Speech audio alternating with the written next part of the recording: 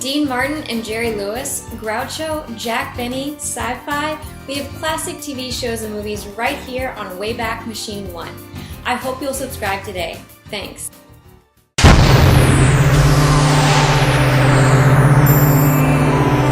Wayback Machine 1.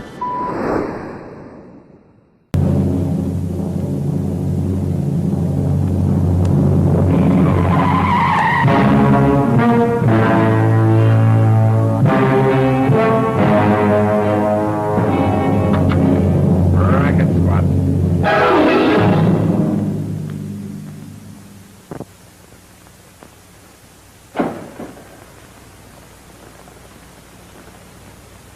What you're about to see is a real-life story, taken from the files of the police racket and bunco squads, business protective associations, and similar sources all over the country. It is intended to expose the confidence game, the carefully worked-out frauds by which confidence men take more money each year from the American public than all the bank robbers and thugs with their violence. Captain Braddock. Captain Braddock. Ready. I think you'll be interested in this case. I call it the case of the two little country girls. And it came to my attention not too long ago when I was about to go to lunch. I didn't steal anything. Not much you didn't. $15,000 worth of our guest's property, that's all. Hold it, you two. You ain't fighting the case here. Are you making the complaint, mister? I most certainly am. My name is Harvey Edward Anderson. I'm assistant manager of the Moore Park Hotel. I've got a list of everything this man stole from those two young girls itemized right here. Mink coat, jewelry. That ain't true, nylon- officer. I didn't. Will you two pipe down so I can... Oh, excuse me, Captain.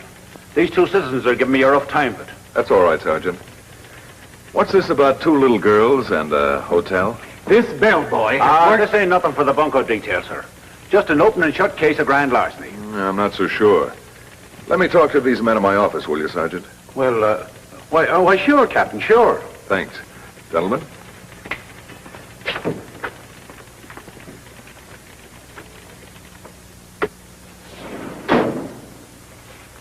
These are the girls whose things were stolen?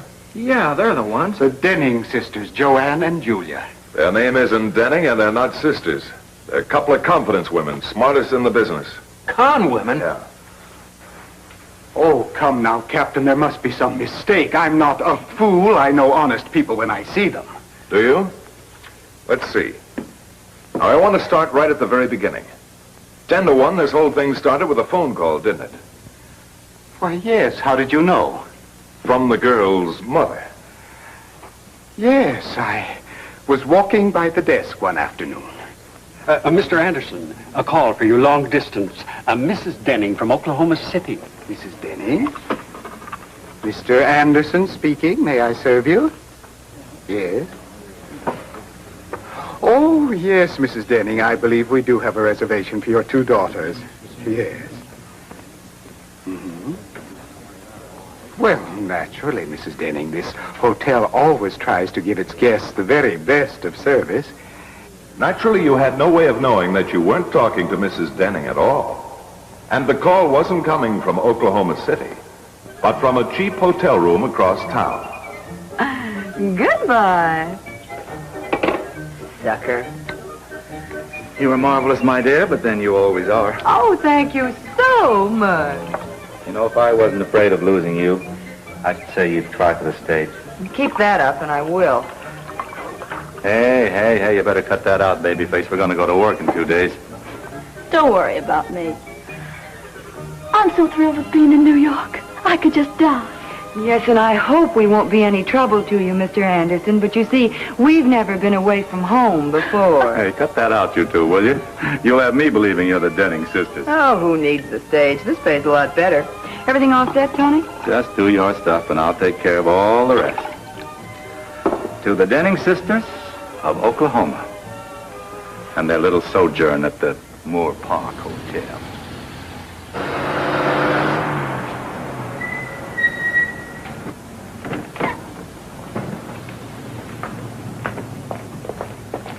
Thank you. And something for you.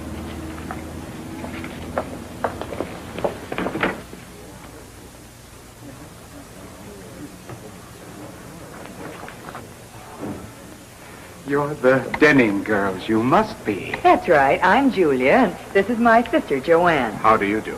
Hello. Mother said there'd be a Mr. Anderson, to make certain your stay with us will be enjoyable in every way. I have 2 lovely rooms I've been saving just for you. Now, I want you to be exceptionally careful with the ladies' things. The Mrs. Denning from Oklahoma. I'm putting them in 1907.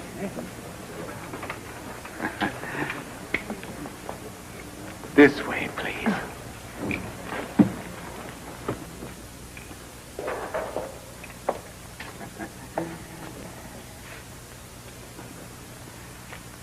The other room, just like this. Flowers, too. Connecting bath. Stall shower, of course. I'm so thrilled with New York I could just die. Home was never like this, Mr. Anderson.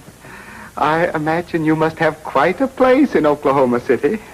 It's not very big, as ranches go. Daddy leased off most of it this spring to the McKinnon interest. We just have the original 87,000 acres now.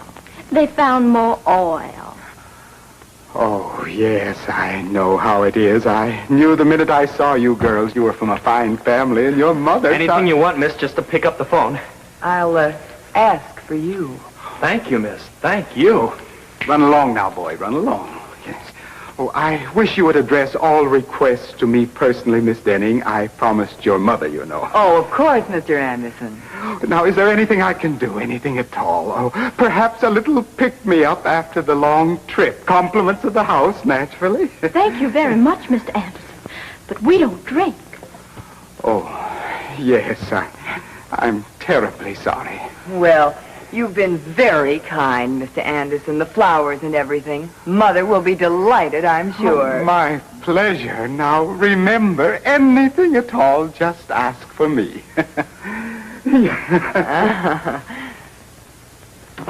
Wow. This one's going to bust his leg trying. Yes, I'm afraid that Mr. Anderson is in for quite an experience. And now let's follow up the case of the 2 little country girls. You can see there wasn't any reason in the world to suspect those girls, Captain. Yeah, they were high class. And tippers. Part of the game. And who saw them next? I did, sir. They called for a boy, and I happened to be up. Well, I made sort of an arrangement with the bell captain. You... go ahead, Jimmy. Well, it was the next morning, sir. What a setup. Oh. Just a minute. Come in.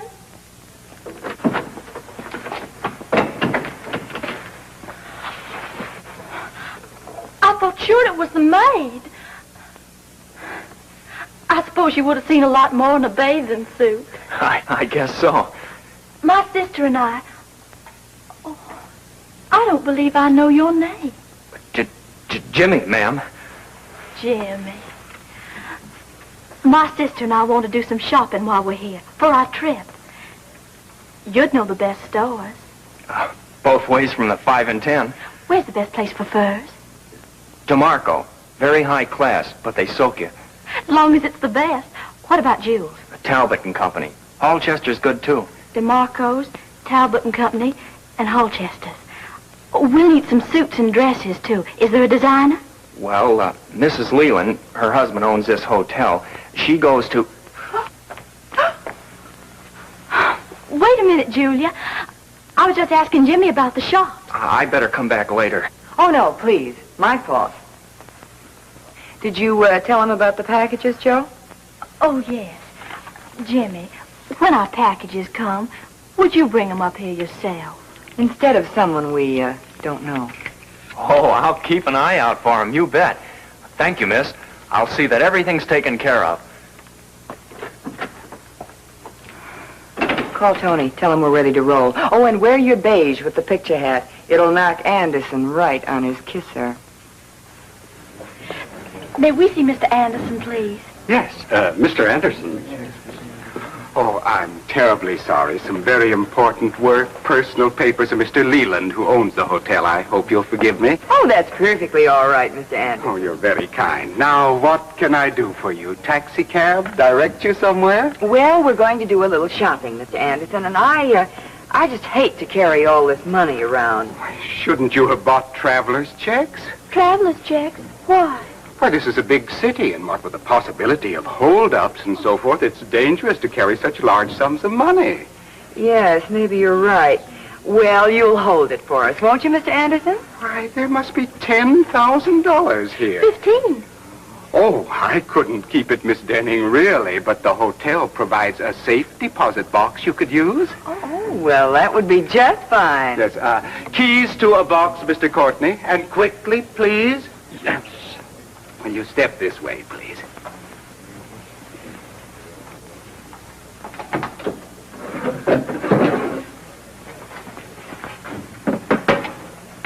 Two keys? Oh, yes, you get one and we keep one, so neither of us can open the box without the other. Mr. Anderson, would it be all right if I charged a few things to our hotel bill?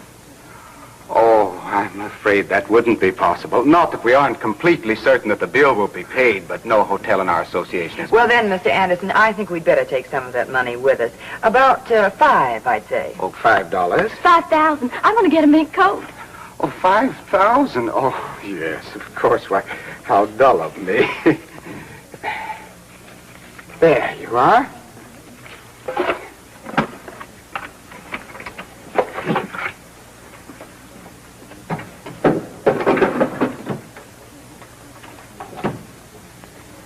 Now, your key, so you have nothing at all to worry about. I don't know, Mr. Anderson.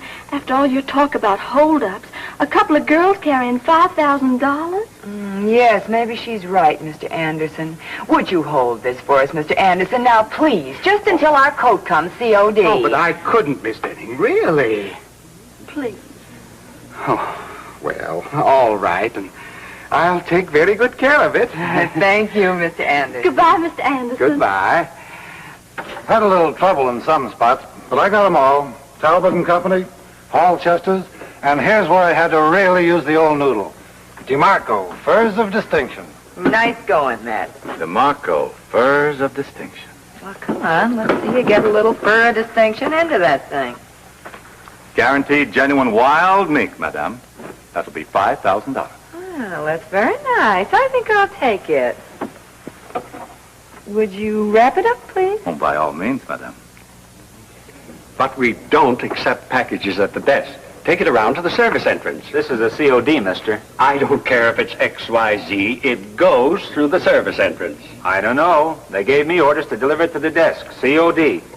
Oh, for Miss Denning. Well, why didn't you say so? Well, what? Did I hear you say Miss Denning? COD from DeMarco's. Courier. Why, yes, of course. $4,789.32. Yeah. Must be a nice coat. I could live on that kind of dough for 7 years. Yes, front, boy. Front. Oh, there you are. Look, I want you to take very good care of this until Miss Denning returns and then bring it to her room. It's very valuable. Yes, sir. Oh, thank you. Yes, well, it looks like I'll have to hire a bookkeeper if this keeps up. Save that for Miss Denning. Yes, Mr. Anderson.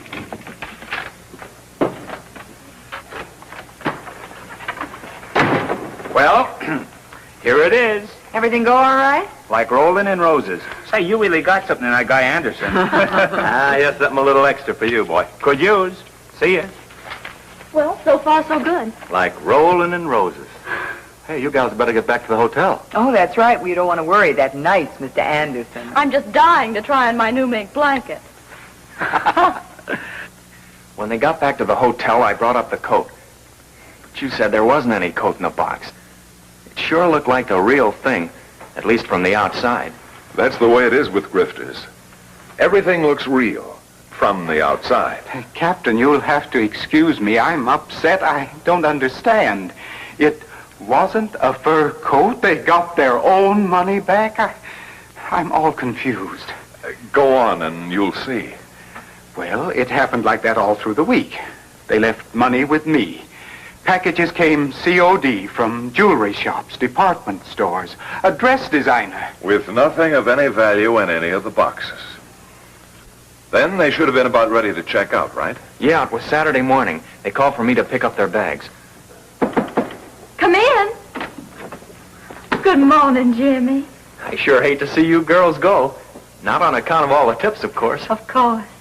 Come on, Julia, we'll be late. I'll have a cab all ready. Oh, thanks, Jimmy, but a business partner of Dad's just got into town. He's driving us to the boat. Oh, sure. The car will be out front at 11 o'clock sharp. You'll be able to have all these things out in front of the hotel by that time, won't you? 11 sharp, Miss Denning, you bet. Can you manage all these things by your little old self, Jimmy? Oh, I've got a little hand truck outside.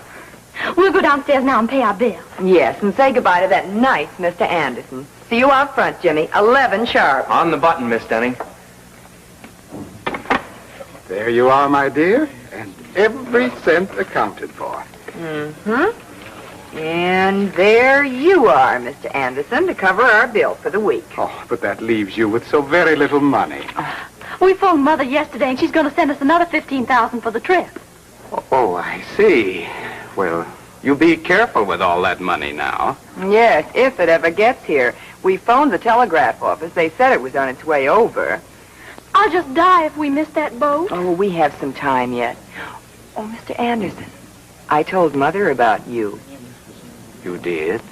She let me in on a little secret. Little secret? She's sending you a present for being so nice to us. Oh. Quite a present, too. Wait till you see it. Well, now she didn't have to do that. Want a cab, Jimmy? No, thanks, Scotty. I think this is it.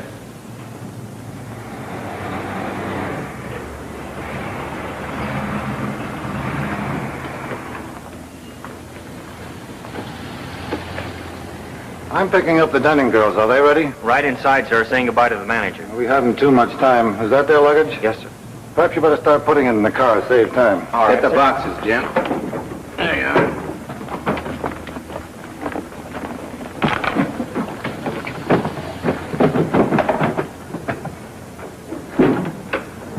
We're going to miss that boat. Will you tell the girls I'm waiting? Tell them to please hurry. Yes, sir.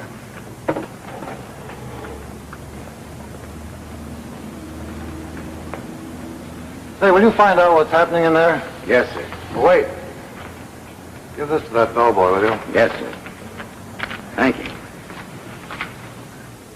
Now, what could have happened to that messenger boy with our money? I'll phone the telegraph office again. It's no use. They said he already left. Your car's waiting, Miss Denning. Oh. Jimmy, you didn't leave our things out on the sidewalk, did you? Well, no, ma'am. Sir, I put them all in the car. A gray convertible. Well, no, a gray sedan. A gray sedan? Didn't Mr. Mason say he was coming for us in a gray convertible? Yes, he said he was going to leave the top down so we could see the sights. Jimmy, you must have put our things in the wrong car. I'm worried. Come on, let's find out.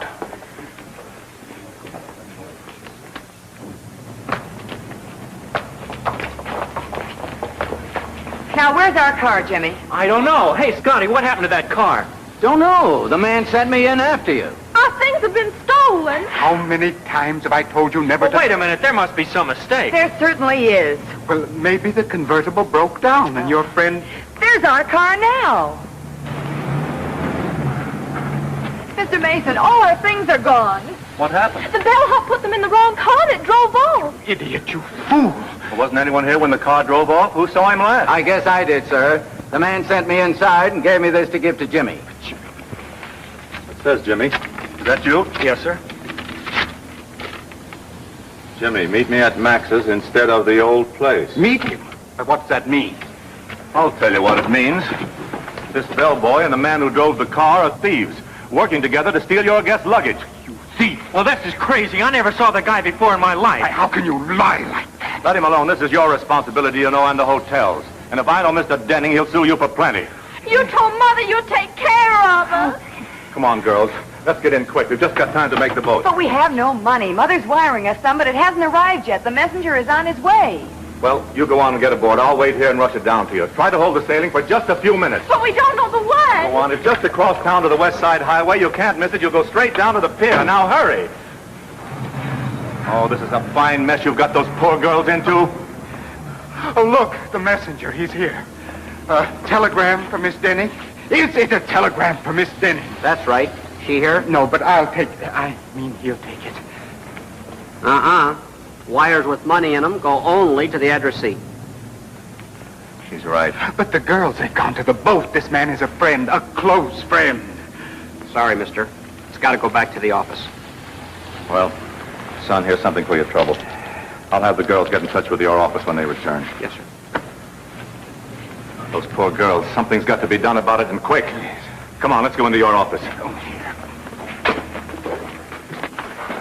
Now, what do you want me to do? Look, the hotel's insured against losses like this, isn't it? Why, yes, every cent will be paid back. But I've got to get them the money now. A hotel like this must have some cash on hand. You can give me enough money to cover the losses and collect from the insurance company. I suppose so, but I don't know how much they lost. Miss Denning told me on the phone you accepted everything COD. You must have kept some sort of a record. Oh, so I did. I have it right here, everything itemized. Mr. Courtney, bring me all the cash you have on hand, and quickly. Let me see now. Hello, this is Mr. Mason. I'm talking from the manager's office. Will you tell the doorman to get me a taxi cab at once? Thank you.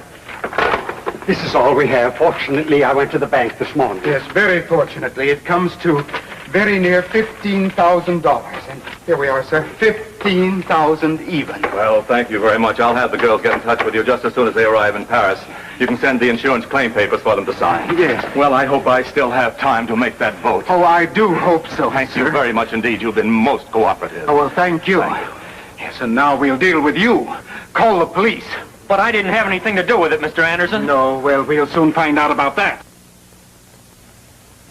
I'd heard Anderson's story and I'd heard Jimmy's story.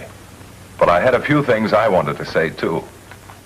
That's it, Captain. $15,000 of the hotel's money gone. And my job, too. I'm sorry, Jimmy. I was a fool. I guess you were a fool, Mr. Anderson, but I think you've learned a lesson, both of you. Yes, sir. But how can I tell in the future? You said yourself all those people look like the real thing. Well, it isn't easy to spot people playing a confidence game, but it is easy to know yourself. Look at yourself and you'll see why you were taken in, why you were sort of blinded. Yeah. With me, it was those big tips. I guess I couldn't see anything but those big tips. The same thing goes for me, too, Captain. That gift their mother was going to send me, and I really thought it was going to be a big one.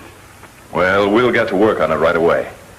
And I think we'll be able to pick up those two girls and the men who were working with them before they have a chance to spend any of that money. I hope so, Captain. I hope so. And how will I ever be able to thank you? By keeping your eyes open.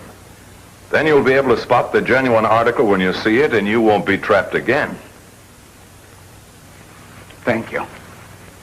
Well, fortunately, we did pick up the two little country girls and the men who worked with them. Even the delivery boy and the phony telegraph messenger. And the hotel got its money back. But don't think that hotel managers are the only ones who get into jams like this. Bunco artists, and they're artists all right, are ready to work on anybody, rich and poor. Anywhere from $1 on up into thousands. Remember, it could happen to you. Well, I hope I've been able to give you some idea of how the con man operates in actual cases. The fact is, you'll find con men almost any place. From the scrubbiest parts of town all the way up to the playgrounds of the social set. And in each case, they manage to fit right into the background they're working against. And when you tell a sucker that he's been swindled, most of the time he won't even believe it. But finally, when the truth does sink in, he says, but how was I to know he didn't look like a con man? Well, they never do. Or they wouldn't be in the business very long. Now, can you tell a con man when you see one? Is there any way? No, because he looks just like anybody else. The con man uses only what nature gave him. His brain, charm, an ingratiating manner, and an understanding of human nature that would do justice to a professor of psychology, believe me. Let's face the facts. No one's going to give you something for nothing. Investigate before you invest. Don't be a sucker for these criminals who are so confident they can fool anyone. Even you.